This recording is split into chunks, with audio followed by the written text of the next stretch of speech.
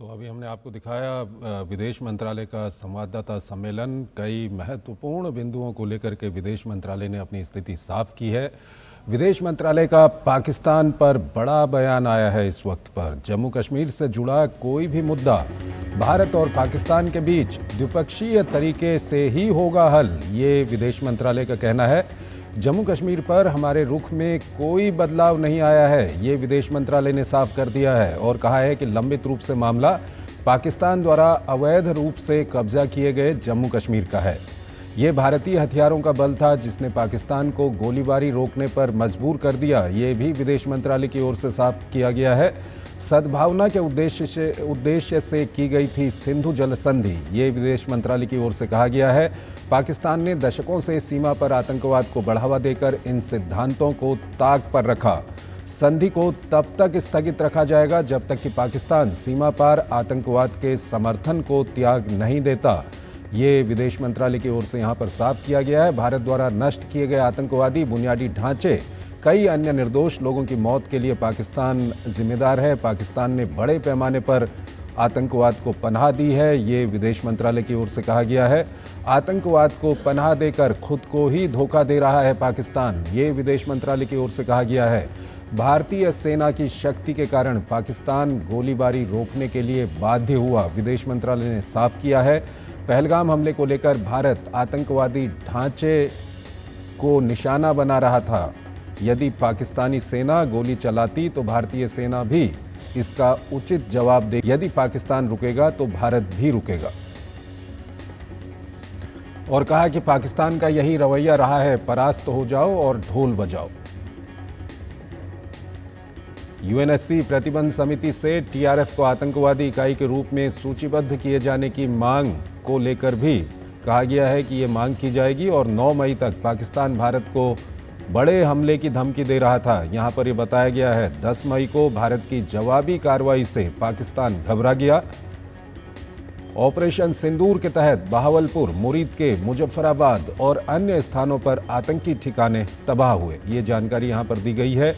हमने प्रमुख एयरबेसों को प्रभावी रूप से निष्क्रिय किया। भारत का स्पष्ट रुख था, पाकिस्तान से संचालित आतंकवादी ढांचे को निशाना बनाएंगे। भारत परमाणु ब्लैकमेल के आगे नहीं झुकेगा, ये यहाँ पर कहा गया है।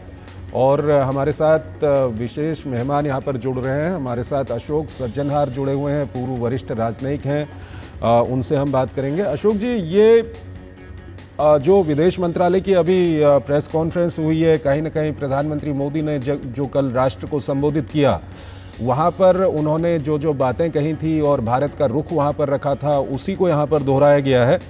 और ये बार बार मध्यस्थता को लेकर के जो सवाल पूछे जा रहे हैं उसको लेकर भी साफ किया गया है कि भारत की कार्रवाई के आगे पाकिस्तान को झुकना पड़ा। पाकिस्तान की ओर से फ़ोन आया था सीज फायर के लिए, उसके बाद भारत ने फैसला किया। क्या कुछ कहेंगे अशोक जी?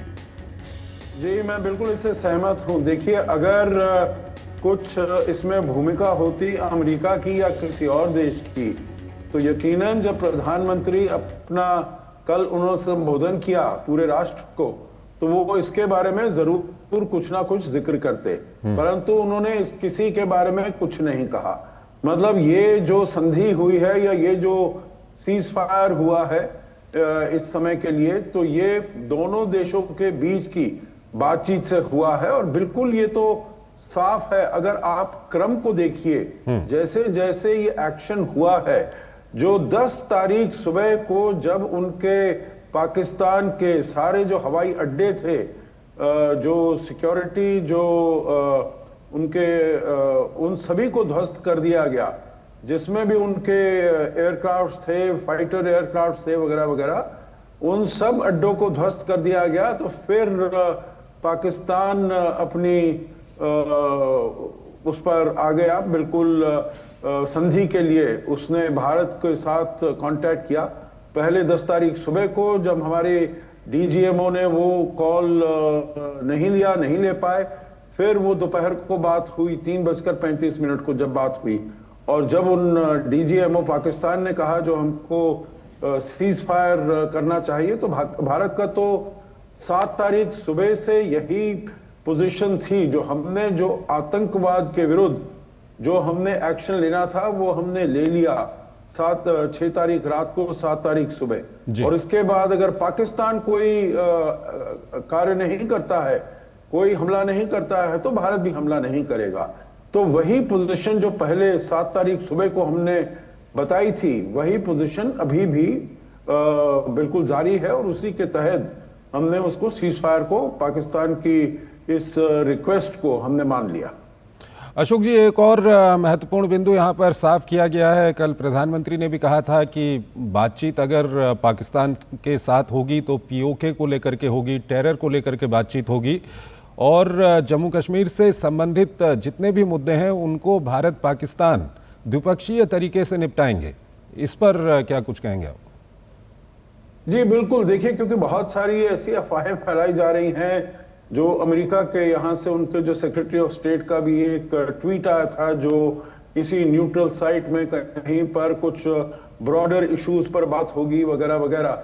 और राष्ट्रपति डोनाल्ड ट्रंप भी कह रहे हैं मैं मध्यस्थता कर रहा हूँ, मीडिएशन करना चाहता हूँ कश्मीर के बारे में।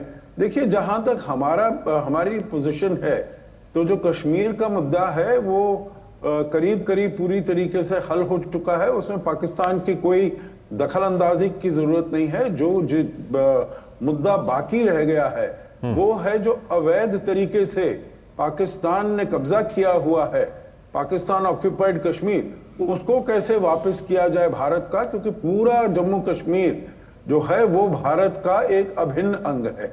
तो इसी को लेकर बिल्कुल ये सब खारिज कर दिया गया है। जो कोई और न्यूट्रल साइट में कहीं बात नहीं होगी, कोई ब्रॉड इश्यूज नहीं बात होगी।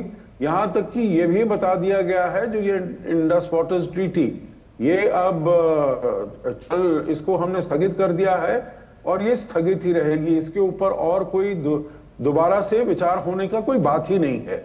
तो इसीलिए ना ये होगा, ना कश्मीर को मीडिएशन, और मीडिएशन तो हम कभी नहीं चाहते हैं, हमने कभी एक्सेप्ट ही नहीं किया है मीडिएशन। तो इसलिए ये इसका तो सवाल ही नहीं उठता है। ठीक है अशोक जी, हमारे साथ बने रहिए। अमृतपाल सिंह हमारे संवाददाता हमारे साथ जुड़े हुए हैं। अभी वहाँ पर प्रेस कॉन्फ्रेंस में भी वो वहाँ पर मौजूद थे और लगातार नज़र बनाए हुए थे कि क्या कुछ जवाब वहाँ पर दिए जा रहे हैं। अमृतपाल, कई सारे सवाल थे जो वहाँ पर पूछे गए और ये सवाल कई सारे इस तरह की अफवाहें फैल रही हैं, सवाल उठ रहे हैं। क्या कुछ आप कहेंगे जो विदेश मंत्रालय की ओर से सफाई दी गई है अभी? देखिए, विदेश मंत्रालय ने ये साफ किया कि किसी प्रकार की मीडिएशन थर्ड पार्टी के थ्रू नहीं हुई। यूनाइटेड स्टेट्स ऑफ अमेरिका ने ये क्लेम किया था कि उन्होंने मीडिएशन करवाई है भारत और पाकिस्तान की। उन्होंने रिकॉर्ड स्ट्रेट किया कि विदेश मंत्रालय के प्रवक्ता ने कि ये बात भारत और पाकिस्तान के बीच में हुई है। काफ़ी ये शुरू से ही भारत का मौक़िफ़ रहा है कि कश्मीर का मुद्दा एक बायलैटरल मुद्दा है। अगर इस पे बात होगी तो भारत पाकिस्तान से बात कर सकता है और किसी से नहीं। हम थर्ड पार्टी मीडिएशन ग्रुप नहीं करते हैं। और इस कॉन्फ्लिक्ट के दौरान भी कोई थर्ड पार्टी मीडिएशन की बात नहीं हुई। जेडी वैंस ने प्रधानमंत्री से बात की। प्रवक्ता ने, विदेश मंत्रालय के प्रवक्ता ने एक टाइमलाइन दी कि जेडी वैंस जो वाइस प्रेसिडेंट हैं अमेरिका के, उन्होंने प्रधानमंत्री से बात की। उसके बाद मार्को रूबियो ने डॉक्टर जयशंकर से बात की। मार्को रूबियो ने एनएसए से बात की। स्थिति को डिफ्यूज़ करने की बात अमेरिका ने बिल्कुल कही। भारत ने अपना पक्ष रखा कि भारत ये सैन्य कार्रवाई एक जवाबी कार्रवाई कर रहा है। पहला अटैक जो 7 मई को हुआ था वो आतंकी ठिकानों पर हुआ था। उसके बाद जब पाकिस्तान को ये रियलाइज़ हुआ कि ये सैन्य कार्रवाई भारत की जवाबी कार्रवाई, शायद उसने सोचा नहीं था कि भारत इस लेंथ तक जाएगा कि उनके हित में नहीं जा रही, तो हाई कमीशन पाकिस्तान ने Indian ministry of external affairs से संपर्क साधा। उसके बाद DGMOs की बात हुई करीब 3:30 बजे और ये डिसाइड हुआ कि इसको रोक दिया जाए, क्योंकि पाकिस्तान ने ये कहा कि हम और सैन्य कार्रवाई नहीं चाहते।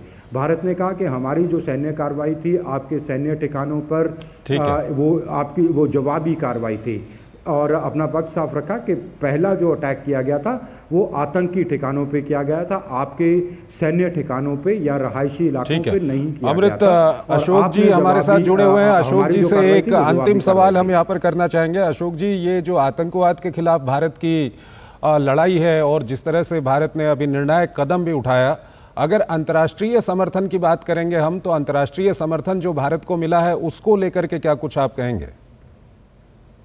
जी बिल्कुल, मेरे विचार से तो पूरा विश्व भारत के साथ खड़ा था। अगर आप यूएन सिक्योरिटी काउंसिल की रेजोल्यूशन देखें 25 अप्रैल को जो था, और जिन जिन विश्व नेताओं ने प्रधानमंत्री मोदी से बात की या हमारे विदेश मंत्री से बात की या एनएसए से बात की, सभी ने बहुत कड़े शब्दों में इसकी घोर भर्त्सना की जो ये हमला हुआ है।